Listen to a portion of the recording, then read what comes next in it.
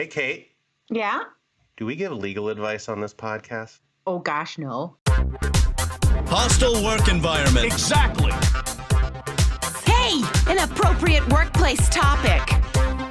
Hostile work environment. Shut up. I'm the Human Resources Director, Little Miss Hostile Work Environment. Welcome to the Hostile Work Environment podcast. We've been 2 weeks since our last episode. We're back. We're excited to be back. We've got some great stuff to talk about today. My name is Marc Alifanz. I'm here with Kate Bischoff. How's it going, Hi, everybody. Kate? It's going okay. It's going okay. I did the quarantine badge of I gave myself a trim of my bangs. So I unlocked that badge. How are you? I'm great. Clearly, I have not given myself the badge of caring or shaving in any way. For those of you watching on video, but hey, it works. I'm cool with it. It's like COVID chic. I'm gonna call it. Okay. Whatever makes you happy. Kate's like, no. Yeah, a little bit. Yes. So, do you have news to share with the team? I do. I hinted at this, and I've announced on LinkedIn that I am officially, formally in solo practice now. Alifanz HR Law and Consulting is a real thing. You can find it at alifanzlaw.com. It's bare bones still, but it's there. I have a logo, which I think is the most important thing for anything, right? Yeah. So I'm like good to go. And for those of you in like the Northwest and Oregon, you know, I'm here for advice and counseling, legal advice, HR, anywhere, kind of like Kate. And you know, once we can actually like be in the same place with people, you know, trainings and investigations and all that sort of fun stuff. So I'm here. I'm ready. I'm excited. I've got some work rolling in already, which has been very exciting. Yay. You know, I'm realistic about what the next 6 months look like in a COVID world, but you know, I'm just excited to be back in the game and going again and actually having something I can do to help people, to help businesses. Feels important, So. especially at this point in time. I know that my clients are both anxious and nervous and seeking help, but trying to do it in such a way that they're being mindful of how much the bill might be. And I'm much more, just ask me. I'd feel much better if you just asked me. Right. So Right. that's where we're You know, and same thing for me, you know, like for the one-offs, those are easy and they're not real, you know, not really things that we're going to charge for, but it's, you know, it's the bigger projects that we charge for, of course. But, right. You know, the basic advice here, you know, the one-off questions, you know, it doesn't even make sense to write it down, you know. No, like I got a question from a client. I have 17 employees. Does this new law apply to me? The answer is yes. Here is the webinar I did on it. And I'm not going to charge you for that because you have 17 employees and a big financial burden now. So you got bigger problems than me adding to that problem. So exactly. Totally agree. So I thought I'd start us off here today. Thank you for that call out, by the way. You're welcome. I thought I'd start us off with a very important COVID-related question today. This comes from listener Aaron. Dear Hostile Work Environment, my 3-year-old wants to help around the home office, but he refuses to wear pants. Do I have to pay him minimum wage, or can I write him up for dress code violations? And it comes attached with the picture of the 3-year-old in his underpants trying to help set up an office studio. So clearly working hard, but maybe not with the right dress code. Well, I think both of those. However, in a family situation, you can withhold the minimum wage for college or technical school payments. So I would hold on to that for the next 15 years and then put those minimum wage that the toddler has earned towards those things. I think that works appropriately. Or just basic food, right? Right. Just feeding them. I would also just highlight another issue, which is, Aaron's in Colorado. Neither of us are Colorado lawyers, but Oh, true. what So, what are the child labor laws like in Colorado? I mean, you might want to pull that up on Google. yeah, exactly. Make sure the 3-year-old employment is okay. Yes. And my sympathies do go out to Aaron, as I have a 12-year-old who refuses to put pants on. And so I understand your conundrum. I feel for you. Uh, but I'm running out of arguments as to why he must wear pants. So It's fair. I'm just glad that that's taken some attention away from me, your podcast co-host, who you seem to have drawn the conclusion that I'm not wearing pants, but I have been wearing pants. Good. I'm glad. It makes me feel better. I liked when we had the whole team halfwit and we made almost all of them show their pants. So Right. Mhm. It's a real question these days. And speaking of that, Mm. do you know what today is? We're recording this on the 16th, so it's Thursday the 16th, day after tax day. Do you know there's a special holiday today that our friend John Hyman highlighted on Twitter this morning? Well, I do know, but I'll give you the glory of sharing the name. It's National Horny Day today. No, thank you. That's a new one for me. Apparently, National Horny Day means that you are allowed to, I don't know, request sexual pictures or send sexual pictures or, to anybody you want without having any repercussions. That's what the description seemed to say on Twitter this morning. The answer to that is no. Don't do that. The official legal nature of this podcast answer is no. The unofficial, non-legal answer is please do that with your coworkers so we have more to talk about in 2 weeks. Oh my goodness. Yeah. No, and so I was thinking about this because I'm going to give a webinar in a couple weeks about um, doing workplace investigations. And so in a time of COVID where we're all working at home, it's going to be easier from a technology perspective to harass with visuals and things. And it's going to be easier for me as an investigator to presumably find that information if you're recording those conversations. Um, but this doesn't mean that harassment goes away simply because we're all in our own homes. But ugh, just don't That's like one of engage. those no duh, but yet Yes, yes. we're still having to say it because National Horny Day was trending this morning. Oh. Mama has a mortgage. Yes. Yes. Should we talk about a case today? Yes, please. What do you got? All right. I am continuing our series on the cases that made us who we are today.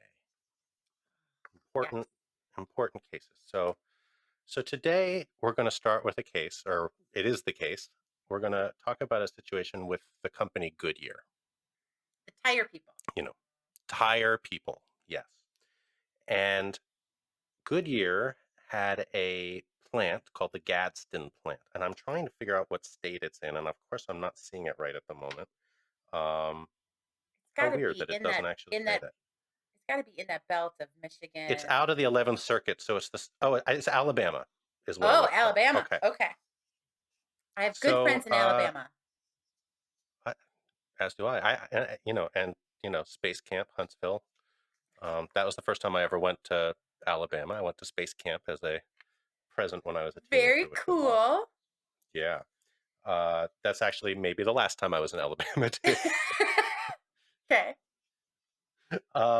So the Gadsden plant for Goodyear was divided into several discrete units called business centers, each of which was responsible for one of the several stages of the tire production process.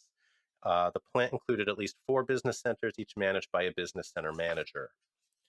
Okay. Each business center manager was charged with recommending salary increases for the salaried employees under their supervision, including the area managers. These recommendations were based primarily on each employee's performance in relation to that of other salaried employees in the business center during the previous year. Performance Okay. rankings were calculated based on individual performance appraisals that had been completed for and reviewed with each employee at the end of the performance year or early in the year following. So far, like, Right. pretty normal. Super, super traditional kind of performance pay issues. Right. So the business center manager, also called a BCM, would complete a merit increase plan, a worksheet detailing the merit increase processes that were being recommended for that year. And these plans included for each salaried employee their performance ranking, present salary, the salary range, date of the last increase, recommended increase for the coming year, and the date that the increase would be effective. All totally standard stuff.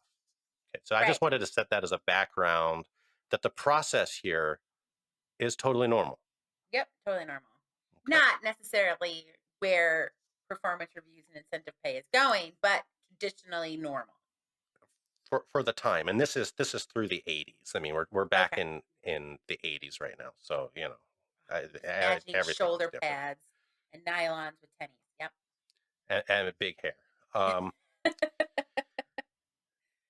So Lilly was hired into the Gadsden plant as a supervisor in 1979, and Oh, she was 40 years old at that point in time.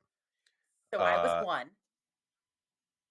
right, and I was maybe one and a half. So uh, twice in 86 and again in 1989, she was included in general layoffs. One was lasting as much as 15 months, but each time she came back again, kind of rehired. Okay. In early 1992, Lilly was selected to be part of the startup team for the new RLT section of the Tire Assembly Business Center. That's a mouthful. Uh, which would produce large radial tires for sport utility vehicles and light trucks. From the summer of 92 until the beginning of 1996, Lilly was supervised by Mike Tucker, who was at first, sorry, it's a hard sentence to read out of the case, who started off as a team leader for the section and then became the BCM for the entire tire assembly area. With the sole exception of 1994, Tucker consistently ranked Lilly at or near the bottom of her coworkers in terms of performance. Okay. So can I ask a quick detail question? Sure. What percentage of her coworkers happen to be male? We're going to get into that. Okay.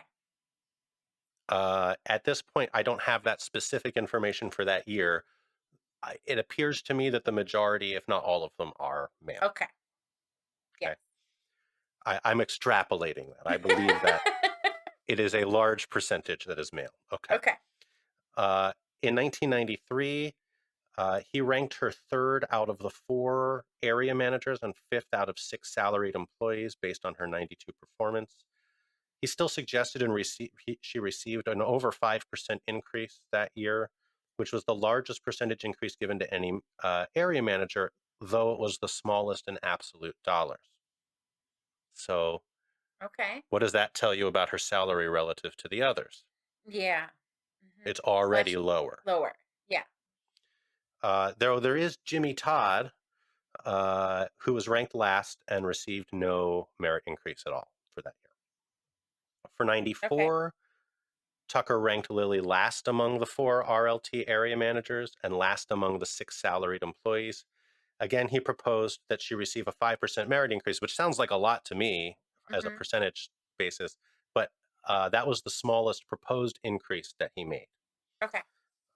In 95, he awarded her a substantial increase of just shy of 8%, effective December 1st, 95, based on her performance in 94. The record doesn't reflect her exact performance ranking, but the raise she received included a 4% increase styled as an individual performance award and a just shy of 4% increase styled as a top performance award. So it looks like she picked things up in 1994. You mean she picked things up, meaning that they saw her performance as significant improvement, so they gave her all Well, that? I'm Okay. extrapolating again because we don't have the ranking information, but this year she's awarded a top performance award as part of her Yeah. salary increase. So that says to me that maybe she's not considered the bottom area manager at this point.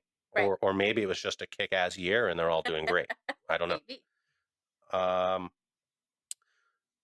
Let's see. Lilly was ineligible for a merit increase in 96 because her 1995 raise became effective December 1st, and the minimum time interval between raises was then 13 months, meaning she wouldn't be eligible for another merit increase until 1997. That sounds a little fishy to me, but okay. Yeah, but in big organizations, they have those weird rules. Right. So yes. So I'm sure it's following rules. yeah. It doesn't feel right, but it's fine. She was nevertheless ranked against the 23 other salaried employees in Tire Assembly, which had now been unified under a single business center manager, still Tucker. Tucker ranked Lilly 23rd out of 24, and for the salary employed, and 15 out of 16 area managers. Poor Jimmy Todd still ranking at the bottom at 24th. And both he and the person ranked 22nd, so on either side of Lilly, were both denied raises. Lilly, not being eligible for one, didn't get one either.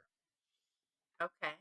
Ugh. In March 96, Lilly was transferred to the ARF room. Cool name. A section of the tire assembly that made smaller radial tires for passenger vehicles. Jerry Jones replaced Tucker as the BCM in the summer of 96 and told Lilly that she had been transferred because of her substandard performance in RLT. At the end of right? I mean, they're just empowering, or they're all about building you up. Mm-hmm. At the end of 96, as Jones was completing the performance appraisals for that year, Pete Buchanan, the HR manager, instructed him not to evaluate Lilly or Jimmy Todd because based on their 1995 performance ratings, again, we're at the end of 96, but this is based on 95, both were slated to be included in the plant's upcoming layoffs. The layoffs happened, but Lilly continued working throughout as a substitute for other area managers who were or would be out on extended medical leave. So now she's basically covering for others. She became a sub. Yeah, it seems like a perma sub almost, because she doesn't go anywhere after that. So thus, at the end of 97, she was earning $3,727 a month, which is less than all 15 of the other area managers in the tire assembly. The lowest paid male area manager was making $4,286, roughly 15% more than Lilly. The highest paid was making $5,236, roughly 40% more than Lilly. Okay. Wow. Okay. So throughout 97, Lilly and Jones had several conversations where he expressed concerns about her performance. At one meeting in August of 97, he strongly recommended that she apply for a non-supervisory technology engineer position that was open in another area. He reminded her that she was still slated for layoff, and he implied that she would be laid off unless she transferred to an area not affected by the reduction in force. Oh, he's trying to be helpful. Super nice. So he thought the technology engineer would be good, the technology engineer position would be good for her. She interviewed the same day and was accepted, although continued working as an area manager in ARF, still rocking the ARF, for the rest of that year. On January 5th, 98, she began working as a technology engineer at the same salary she was earning in 1997. Okay. Though she was no longer working in the tire assembly, Kelly Owen, who replaced Jones as the BCM in tire assembly, reviewed her performance and that of the other salaried employees in the unit for 97. Owen ranked Lilly 23rd out of 24 salaried employees and 15 out of 16 area managers. He ranked one male manager, Dean Nance, below her. So good for Jimmy Todd. He's no longer on the bottom, although maybe he's not there anymore. I don't know. Nance, Lilly, and the two other lowest ranking area managers were all denied raises. Because Lilly was denied a raise for 98 and she had been for 97 and 96, she remained at the same salary she had been paid since her December 1995 raise. So she's now going on 3 years without a raise, is what it seems to be. Ugh. Okay. On March 25th, 98, Lilly files a questionnaire with the Equal Employment Opportunity Commission. Okay, so can I ask a quick question? At what Yeah. point did she learn that she's making so much less than everyone? I don't see that in the facts here. So I Okay. don't know if it's because she's been talking to others Others? about their pay, or if it was following this in a lawsuit that inevitably follows, because why else would we be talking about this, Right, that right, it right. comes out in discovery. So, Okay. but at a minimum, I think she had enough confidence or specific information to know that she's making less than the others. But Right. that doesn't come through to me in the facts, which is a pretty detailed factual Yeah, yeah, survey yeah. here. I don't see where it says that. Okay, because there's a lot of people who go to the EEOC without specific information and fill out the questionnaire, and so it's possible that she didn't know, but given that she hadn't received a raise for a bunch of years, and she probably other people were getting raises, she probably knew that other people were getting raises. Just the fact that she wasn't getting one might have been enough for her to think that I might be being paid differently, I, I but it's totally agree. still yeah, It's a flag at a minimum. for sure. So, all right. So she files her EEOC questionnaire in March of 98. She alleges she was forced into the technology engineer position and that she was being subjected to disparate treatment in her new department on account of her sex. In July of 98, she files a formal charge of discrimination with the EEOC. This time she alleges, in addition to her earlier complaints, that she had received a discriminatorily low salary as an area manager because of her sex. That sounds like the investigator figured that out. Yes. In August, Goodyear announced that it was going to downsize the Gadsden plant and that those who were likely to be laid off would have the option of choosing early retirement. Lilly applied and was accepted and retired effective November 1st, 1998. Okay. Okay, so that's the end of Lily's employment with Goodyear. Of It's course not the they were end of going her to legal. right. Of course they Right, were going to accept her right. early retirement. She has a They're like, charge pending in please, front of them. please. Yes, please retire. Okay. Yeah. So Lilly files her lawsuit on November 24th, 1999, and it goes to a jury trial, which is described as a wide-ranging jury trial. This must have been a little bit of a circus kind of trial, is what it sounds like. It included evidence spanning the entirety of her 19-year career, and 4 claims were submitted to the jury. A claim that Lilly had been the victim of a gender disparate pay as an area manager in violation of Title VII, and 3 claims brought under Title VII and the ADEA, the Age Discrimination and Employment Act, relating to her transfer to the final finish area as a technology engineer. These claims were that the transfer had been involuntarily forced upon her because of her sex or her age, or in retaliation for having made complaints of sex discrimination. Okay. Okay. No equal Uh, pay act claim? no. Oh, fascinating. Okay. So Fascinating. after the district court denied Goodyear's motion for summary judgment, or judgment as a matter of law, small distinction, but I'll make it anyway, the jury found for Goodyear on the transfer related claims. Okay. Okay, so all of that's out. But they found for Lilly on the Title VII pay claim, finding that it was more likely than not that defendant paid plaintiff an unequal salary because of her sex. The jury recommended $223,776 in back pay, about $5,000 for mental anguish, and awarded $3.3 million in punitive damages. Well, that's because, the punitive damages are in part because everybody rides on Goodyear, right? Right. Now, I don't have the number in front of me. I did read in researching this that the judge did reduce that. Of course they did. Yeah. And I think it was reduced down to about $350,000 in punitives. Yeah. Close to the cap. Yeah. Close to the cap. All right. So, Goodyear appeals. Yep. And they contend that Lilly's pay discrimination claim was time barred. Okay, so by time barred, we're saying it wasn't filed within the relevant statute of limitations for the claim. So let me guess. I'm a little rusty on this particular case. It's because the Mhm. decision of her pay was made years before her charge was filed. Right. So what they're needing to show is that, so in order, before filing the questionnaire, which is what preserves your time, right? There's 180 days to Yep. file that questionnaire with the EEOC.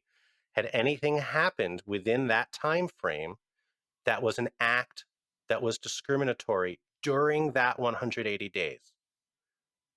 The answer Okay. is no. There was no change to her pay in that period. Right. Goodyear argued that no discriminatory act relating to Lilly's pay occurred after uh, September 26, 97, which is 180 days before the filing of her EEOC questionnaire, right? Which we know is at least regarding her pay had been the same since 1995.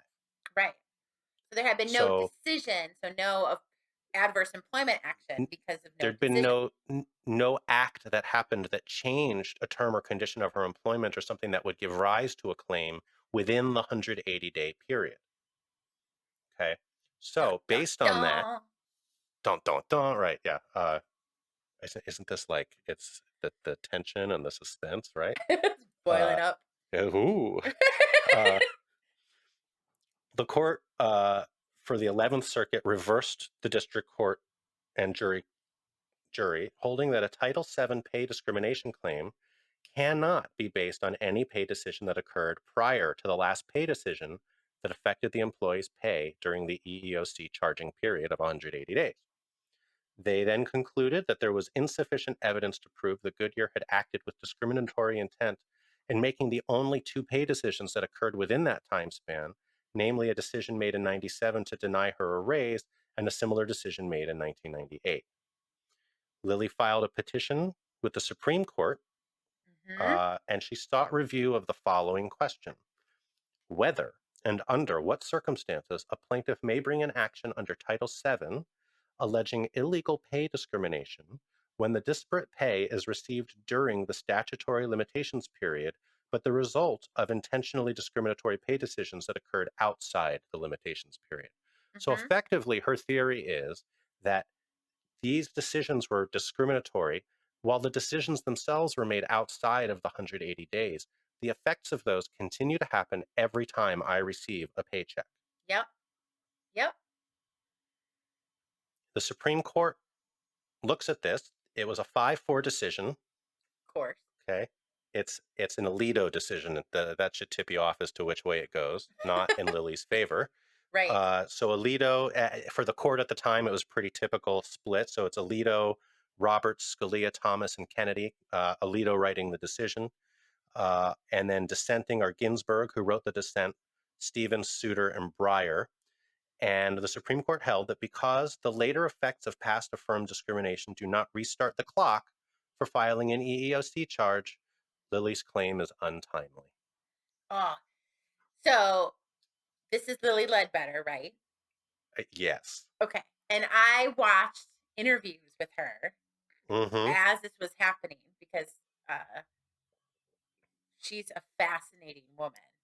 And so this is the decision comes out, must be 2008.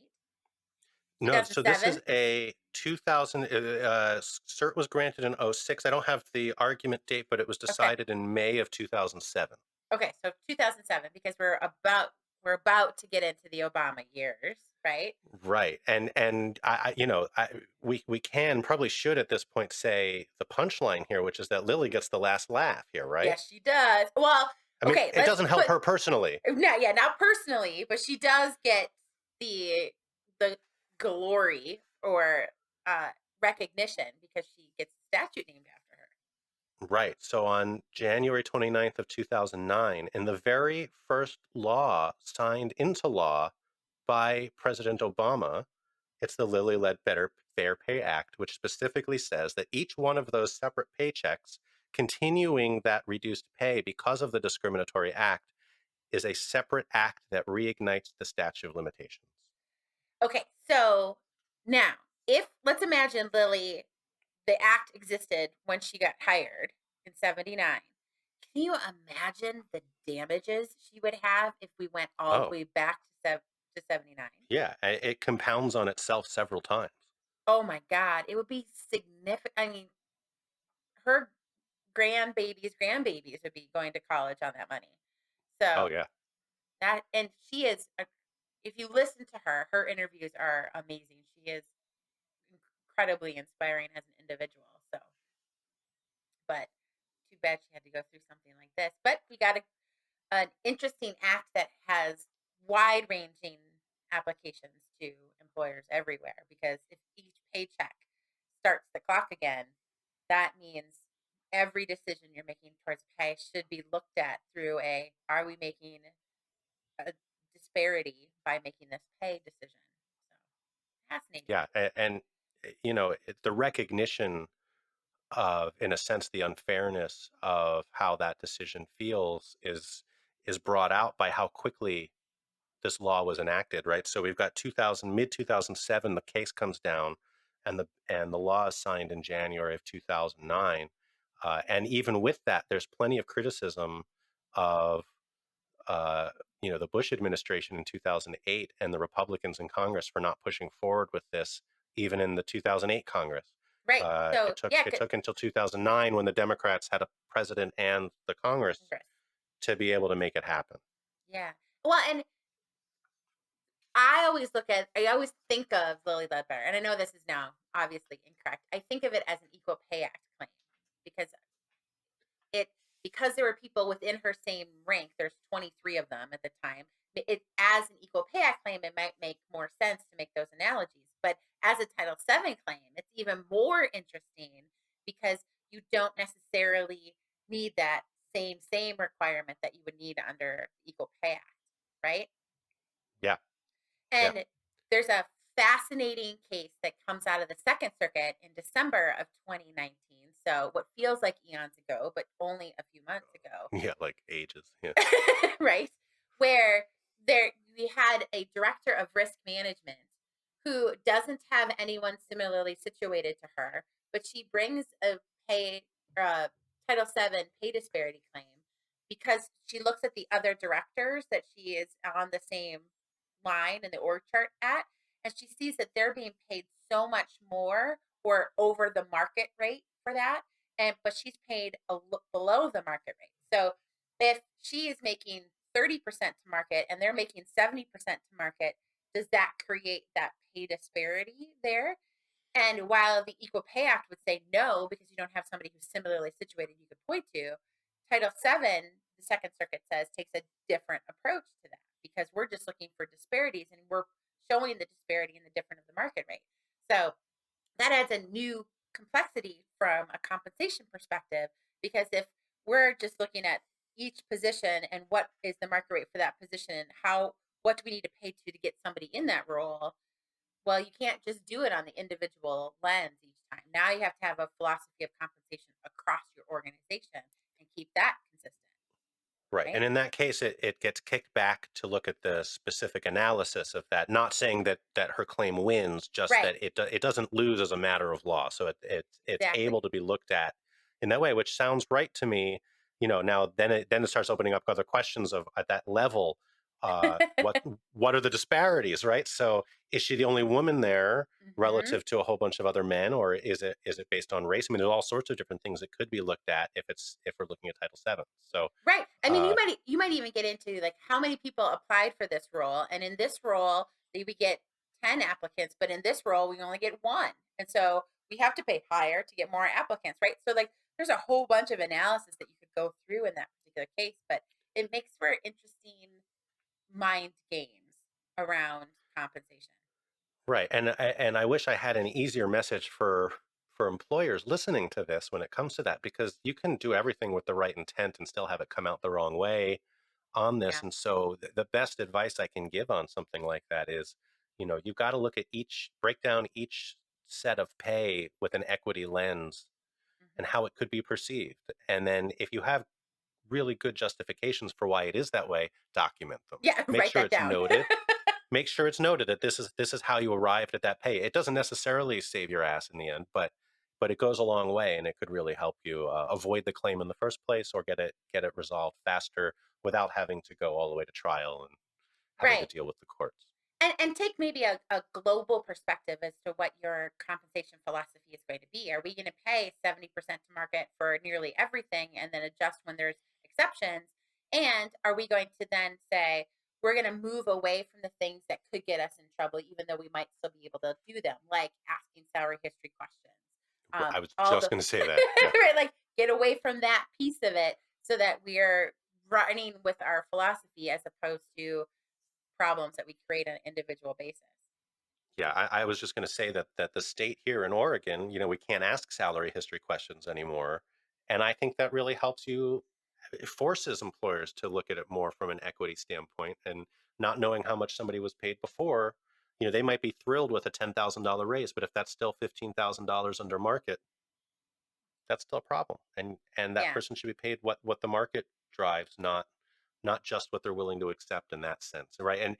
And you can argue whether that's right or wrong, Hmm. but the law is not going to look at it that way right now. The law is going to look at it as, are you paying people equitably and fairly across the board, regardless of, Hmm. gender, race, Yeah. national origin, and all the other fun protected classes that we talk about. Right. The other piece of advice from a compensation perspective I do is say job pays what the job pays. It's not based upon how well the person can negotiate. So Right, just stick there. I mean, there's other things we can right. negotiate on, like when you work from home or how many PTO days you might Sure. have, but Uh, salary should And matter.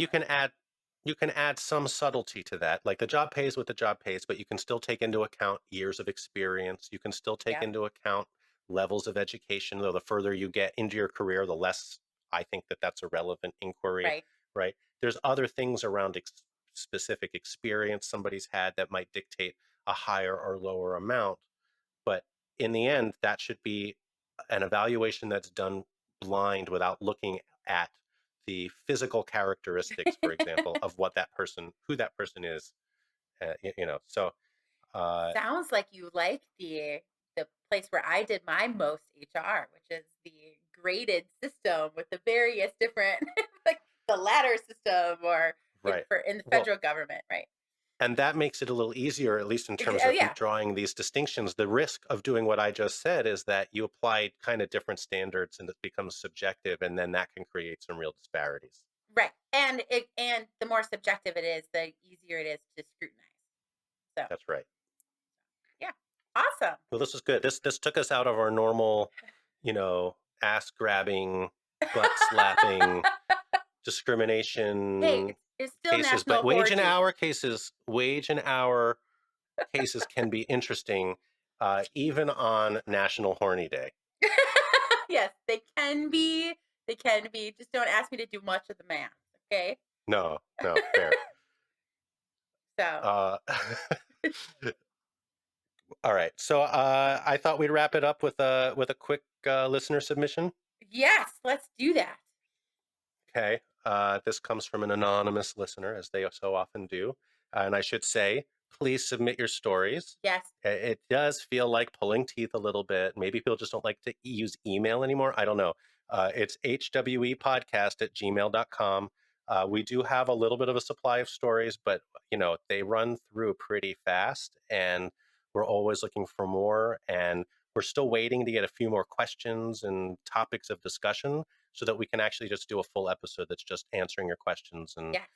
reading your comments. And we've gotten a few really good ones recently, Mhm. but I want more before we can really devote a whole episode to it. So anyway, to this particular email that we received, I'm so excited for your podcast to be returning. Thanks for making a comeback. I Yay. have a Yes, we're excited to be back too. I have a quick short story that just happened yesterday. We hired a new sales employee, male, to work here, and he's having trouble with the technology. He's been Oh. here about 3 weeks, and he keeps asking the same questions 4 to 5 times and isn't retaining any information. He doesn't refer to his notes or to training resources. So far, sounds great. His manager and I sat down with him yesterday to discuss his performance and our concerns.